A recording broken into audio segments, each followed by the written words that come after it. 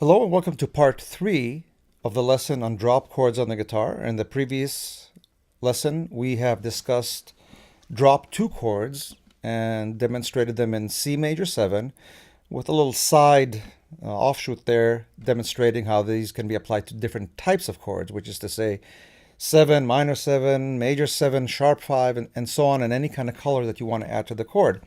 But what we have done primarily is C major 7, but what we have stayed on for the most part, no, not for the most part, for the only part, is the bottom 4 strings. What we need to do now is transfer these voicings to the remaining groups of 4 strings. That is to say the middle 4 strings and the upper 4 strings. Now, we have an unfortunate issue with the guitar in the way that it is tuned, which is to say this discrepancy between strings 3 and 2 that are tuned a third apart, whereas the remaining strings, pairs of strings, are tuned in a fourth. What this means is that whereas if the guitar was tuned equally in fourths all the way up, we would have been able to take the voicings that we played and just copy them exactly to each group of 4 strings, and they would yield the same thing exactly. That is not the case, and unfortunately, we have to learn separate fingerings for each group of 4 strings. But they're not that difficult, and once you get used to the idea, they come pretty quickly. So what we're going to do now is simply a matter of copying. We demonstrated these 4 chords of C major 7, drop 2 on the bottom 4 strings.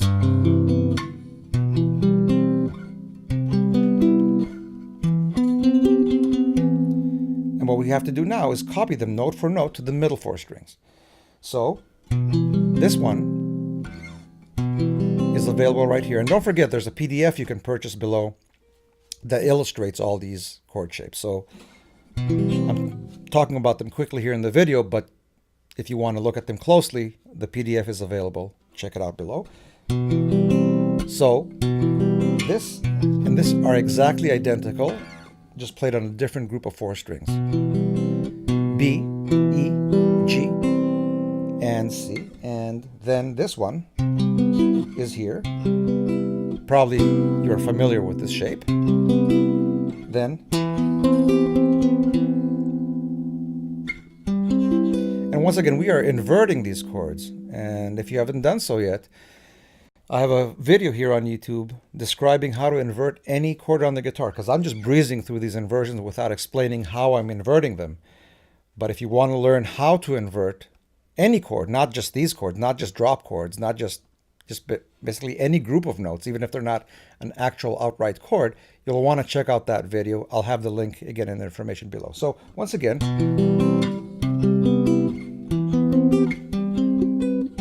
and once again here, an octave higher.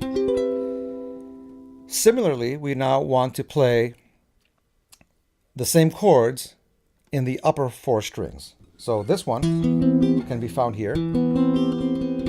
That's your first inversion, has the 3 in the bass, the E. Then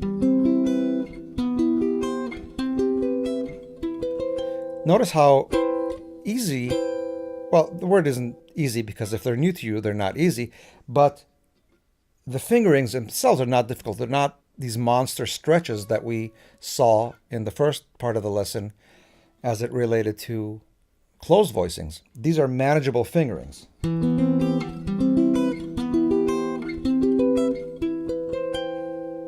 Okay, so what have we done so far in this lesson, in part 3 of the lesson? We have demonstrated C major 7 chords in drop 2. Again, that is a result of dropping the second note of a closed voicing. It started here. This is described in part 2. So we started here, and then we inverted all these chords. So we have one kind of specific group of chords here. We have drop 2 chords, C major 7, in its 4 inversions, played on all groups of 4 adjacent strings. So I'm going to sum them all up for you right now.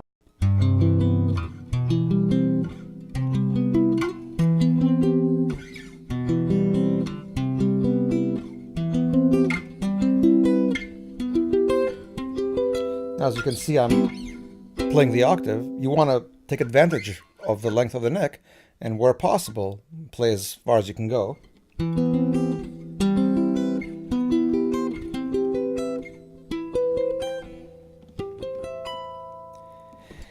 And just as we've done in the previous lesson, part 2, just to catch your ear a little bit, I'll take some random sampling of these voicings and turn them into different types of chords, which is to say, not C major 7 necessarily. So let's take this one that you probably already know, and let's change a few of the properties. So instead of playing a B, we'll play a B flat. That becomes a C7.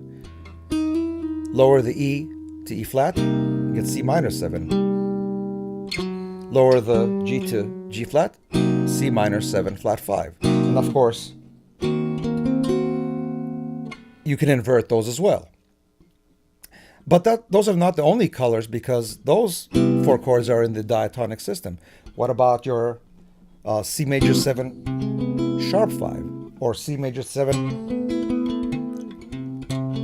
with a 13, or C major 7 flat 5? Or what if you use this slot of the 7 and play a 6th, or even a flat 13? Why not? And then you can invert all of these. This is still a drop 2 voicing, even though this note is being played in the slot of the 7th. Now, I might be complicating things here a little bit unnecessarily, so don't worry about this part. If you can take something from this, by all means. But for now, just stick with the C major 7s. Or if you can transfer them to some of the simpler chords, minor 7, 7, minor 7 flat 5, and so forth, that would be great. Here are a couple more examples. Here's your C major 7 with G in the bass. Raise the G to G sharp, you get your major 7 sharp 5. Lower it half a step, flat 5. Here's your 3.